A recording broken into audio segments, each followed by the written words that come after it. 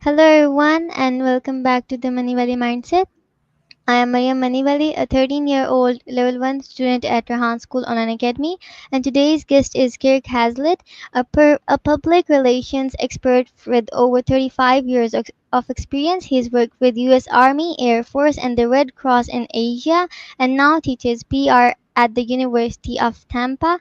He also helps big groups like PRSA, Boards of Ethics, and Global Listening Center. So, Kirk, thank you for joining us today, and let's start by hearing your PR journey. First, begin. Well, thank you. It's nice to be here. And my PR journey began by accident. My first degree, I tell everybody, my students, that my first degree was college degree was in British literature, and I thought I would be a college professor teaching literature.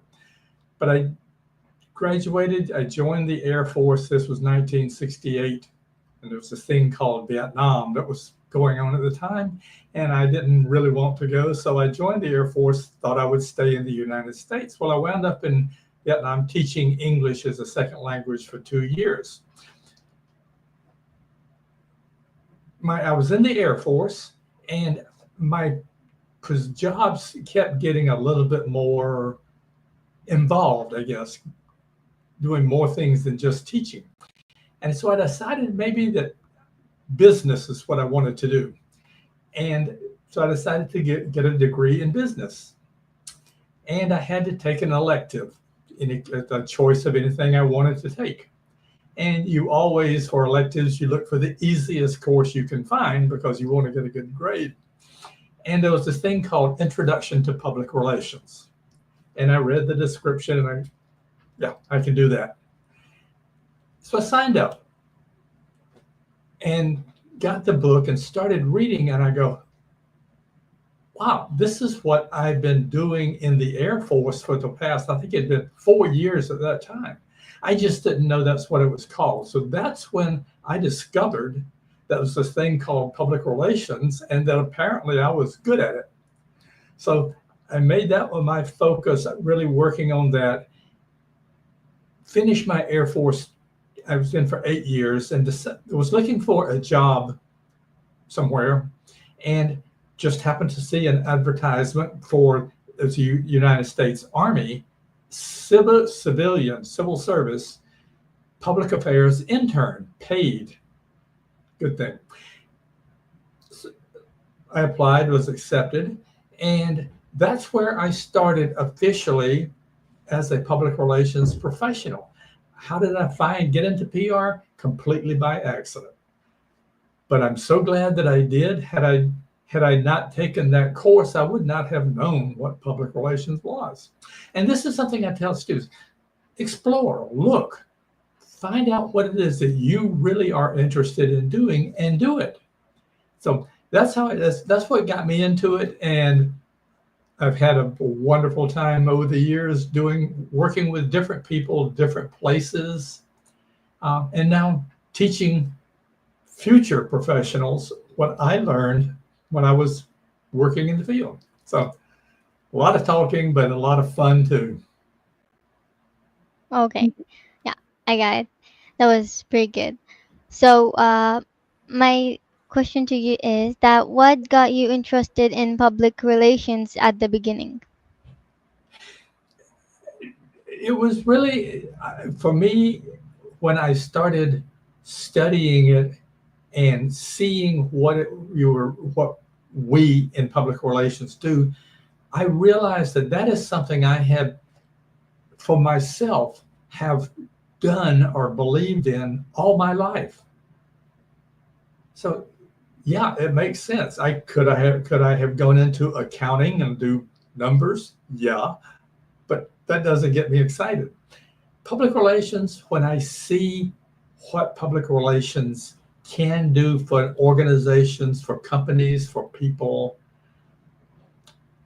I love it. And I would not change anything over the past, seems like 1,000 years that I've been working and teaching. But you have to find out for yourself. You have to explore. You have to try. And if it feels right, I'll tell one quick story and then I'll stop here. But I took a group of students at one college where I was teaching to a public relations society meeting. And we had the presidents of 3 PR firms who were talking about what they expected from their employees and all that. And we're leaving the meeting, and one of the students came over. She says, "I need to talk to you." I said, "Okay. I don't think I want to do this public relations stuff anymore." I said, "Okay, what are you interested in?" And she says, "Well, my major is communication, public relations. My minor is social work. I would like to do social work." I said, "Then do it." Okay, we're now talking almost 20 years later. She is the happiest, most successful social worker in a major hospital in Boston, Massachusetts. Why? Because she chose what she really loved doing. Yeah, that's true. Because when we find our passion, so we just work on that, and that doesn't feel like we're working. It just feels like we're having some fun or we're enjoying. So we never have to do work. We always enjoy whatever we do. Absolutely, absolutely. Yeah. So you've worked in military and government PR, and what did you learn from that?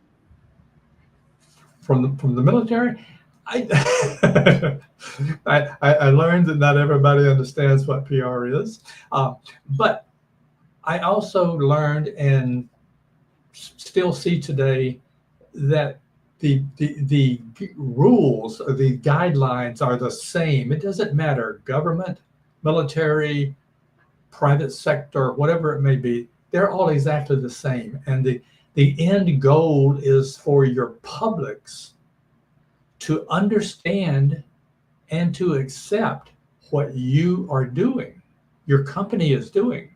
So it's completely going from the different areas there.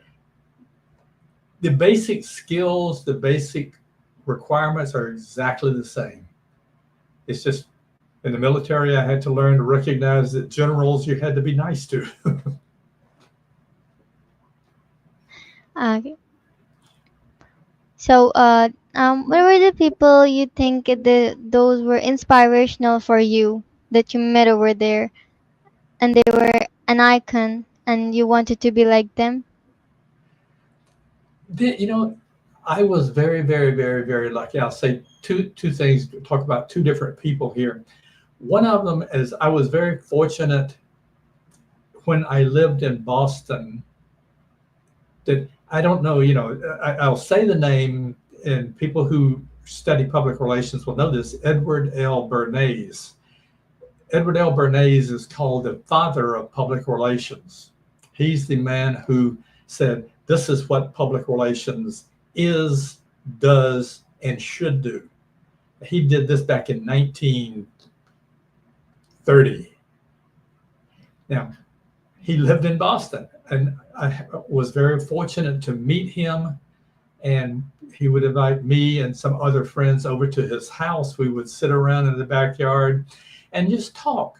And I had a chance to see the father of public relations in real life.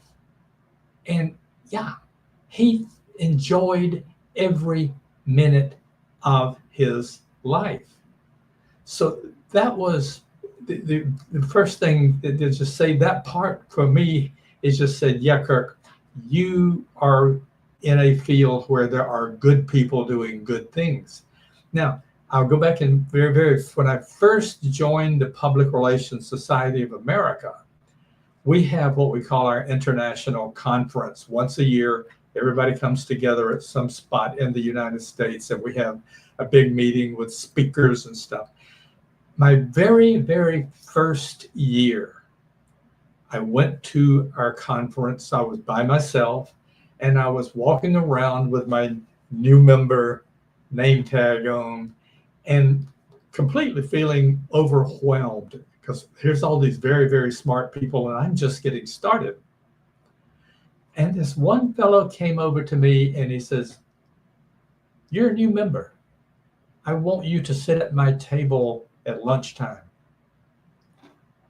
Okay. I found out when I went in to sit down, he was the president at that time of the Public Relations Society of America. Wow, this is a man with all these responsibilities, and he picked me out of 3,000 people walking around to sit at his table. How cool is that? And what that told me was, pay attention. When you see someone, don't just walk by, pay attention to them. Do they look like they need just a happy word for a second? Do they look like they have a question? Do they, what it is, but let people know you care. So in both cases, Mr. Bernays and Mr. Awad, both of these cases, they prove to me that public relations is human to human. And I've never forgotten that. And I make it a key point of every course that I teach public relations. So a lot of stuff. Okay, that was great. So he just chose you, and that was such a proud moment for you, of course, that he chose me out of a lot of people, and it was only me who met him, right? Mm-hmm. It was what he may have talked to other people, who knows, but for whatever reason he touched me and said, come with me. How cool is that? Yeah, it's so cool. So, okay, now how was your experience working with US Army in Asia? It was it was educational, but same thing. It's once you understand how people, career military people work and think, they're just like everybody else. And so it was, having to adjust to what they were thinking about, what they saw was the important issue for the day. But other than that, it was just like working with CEO of a public relations firm in the United States, or working with a technology firm, whatever it may be. It's all the same. It's just different words, different kind of clothes that they wear. And again, once you figure out what the expectations are, and you do this everywhere you go, figure out what the expectations are. No problems.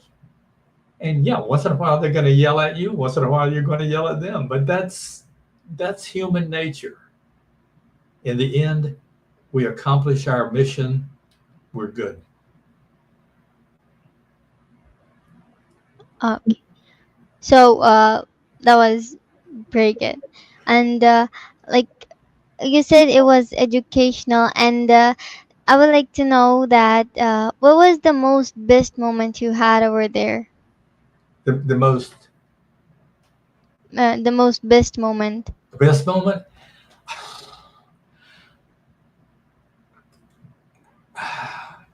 It's hard to think, because there's so many times, so many good things that happen here.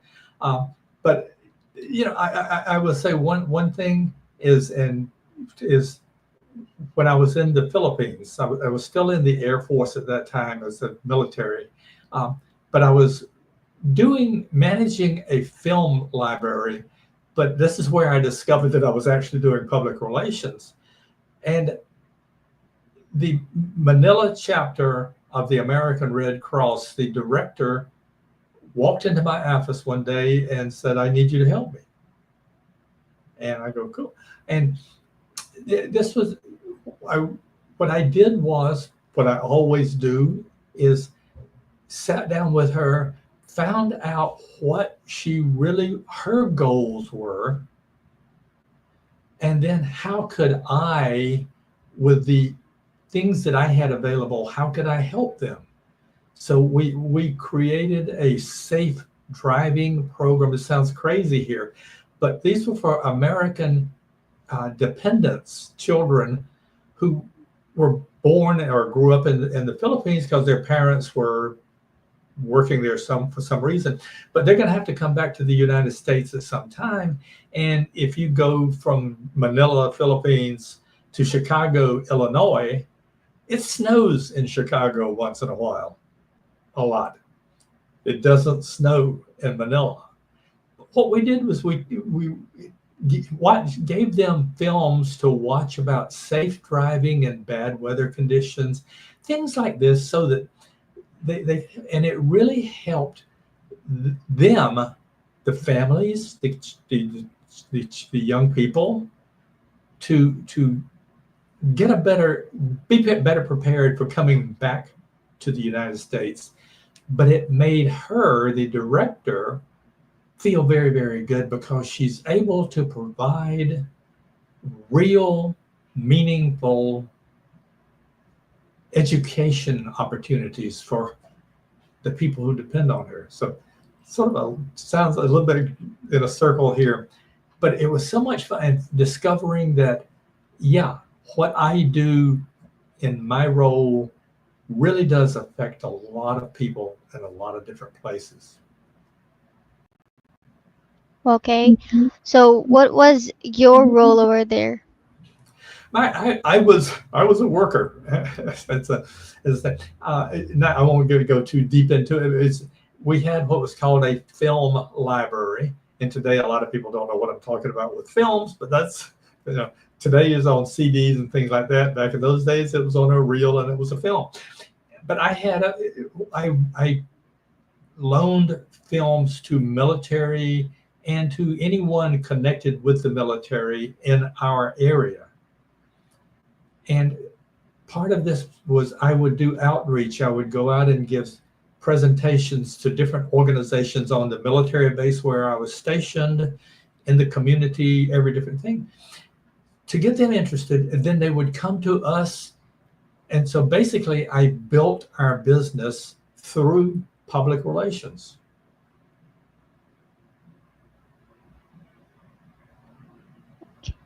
So that was good. That was pretty good. I just really like the way you answer, and I just keep on thinking on that, and that's pretty interesting, for real. It's been a fun life. I've done a lot of fun things, and once in a while things don't work the way I want them to, but that's okay. That's also called life. Yeah.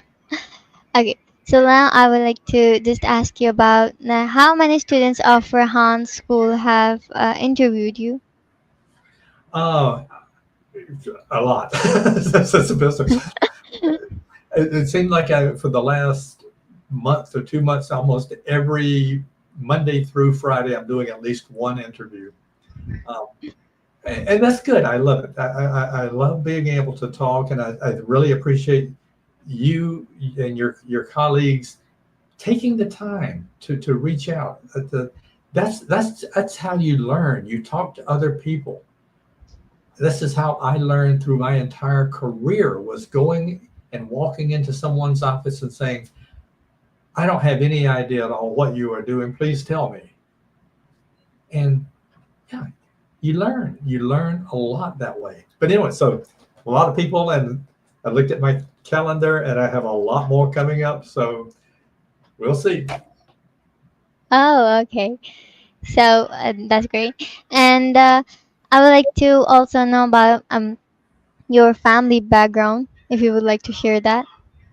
My family, I'm originally for me, I'm from the state of Georgia, southern state, and I grew up in a very small town, um, and really didn't know much about the world until I joined the Air Force and wound up in Vietnam, and then discovered that, wow, there really are big cities and a lot of things going on.